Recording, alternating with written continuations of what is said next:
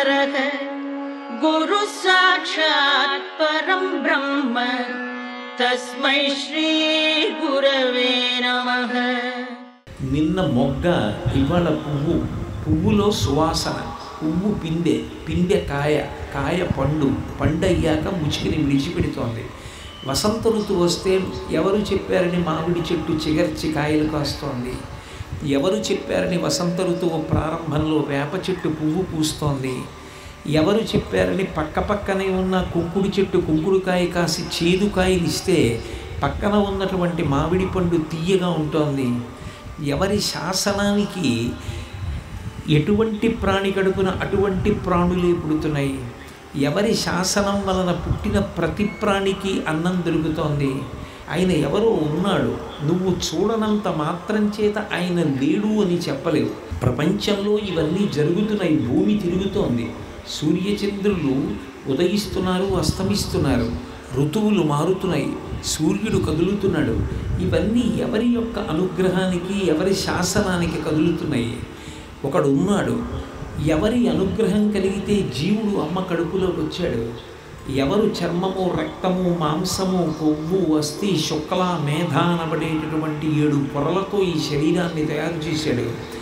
ఎవరు అమ్మ నాభితో దీనికి సంబంధం పెట్టి ఇది పోషింపబడి లోపల పెరిగేటట్టు చేశాడు.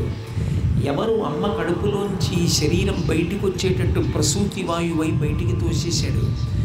ఎవరు బయటికి వచ్చిన తర్వాత ఈ శరీరం పెరిగేటట్టుగా చేశారు. ఎవరి శాసనానికి ఒకనాడు 1,000,000 మంది వైద్యులు కూడి వచ్చిన కానీ మరణమయ్యేడు వ్యాధి మాన్పలేరు. 1,000,000 మంది వైద్యులు పక్కన నిలబడిన ఈశ్వరుడు ఆ శరీరం పడిపోవాలి అని నిర్ణయం చేస్తే ఇక ఆ శరీరం నిలబడదు. నీ కంటికి కనపడనంత మాత్రం చేత వ్యక్తి లేడు అని చెప్పడం సాధ్యం కాదు. చేసిన వాళ్ళందరూ నీకు కనపడిన వాళ్ళు కాదు, కానీ నీకు కనపడకుండా ఎన్నో ఉపకారములను చేస్తున్న వాళ్ళు ఉన్నారు. కాబట్టి భగవంతుడన్నవాడు ఉన్నాడు. కాబట్టి భగవంతుని యొక్క భక్తిని పొంది ఉండి ఆయన చెప్పినట్టుగా బ్రతకడం గొప్ప అని మనలో ఇత పూర్వం లేనటువంటి భక్తిని ఆయన సృష్టిస్తాడు. ఈశ్వరుని వైపు ఆభిముఖ్యం కల్పిస్తాడు. అందుకే గురువు ఎప్పుడు మాట్లాడినా ఆ మాట్లాడినటువంటి మాటలన్నీ కూడా మనిషి యొక్క మనసుని మారుస్తాయి, జీవితం యొక్క గతిని తిప్పుతాయి, తిప్పి భగవంతుని వైపుకి తిప్పుతాయి. సాయిబాబా గారి జీవిత చరిత్ర చదువుతున్నప్పుడు వారు చెప్పినటువంటి మాటలు ఎప్పుడు మాట్లాడినా భగవంతుని వైపుకి మనం భక్తి పొంది ఉండేటట్టుగా చెప్తూ ఉంటారు. అది గురువు యొక్క గొప్పతనం. అది కూడా ఏ స్థాయిలో ఉన్న వాళ్ళకైనా సరే వాళ్ళకి అర్థమయ్యేటట్టుగా, వాళ్ళు భగవద్భక్తిని పొందేటట్టుగా మాట్లాడతారు.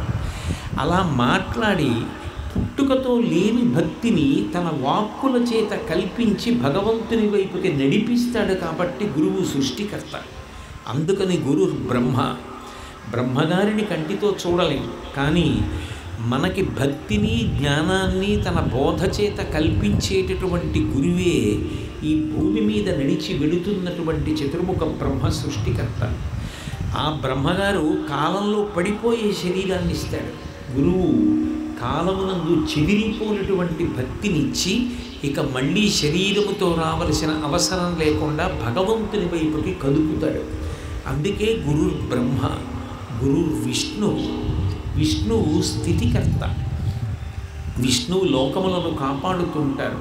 ఇప్పుడిప్పుడు ఏ ఆపద వచ్చినా రక్షణ చేస్తూ ఉంటారు. రక్షణ ఎవరు చేస్తూ ఉంటారో ఆయనను స్థితికర్త అని పిలుస్తారు.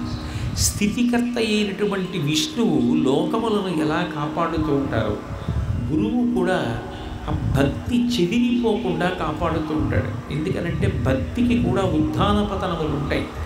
ఏదో ఆపద వచ్చిందనుకోండి, ఇంత చేశాను, ఇంత నమ్మాను, నాకు భగవంతుడు ఏమి ఇచ్చాడు, నేను ఎందుకు భగవంతుడిని ఆరాధన చెయ్యాలి అని భక్తి విడిచిపెట్టేసే ప్రయత్నం చేస్తారు.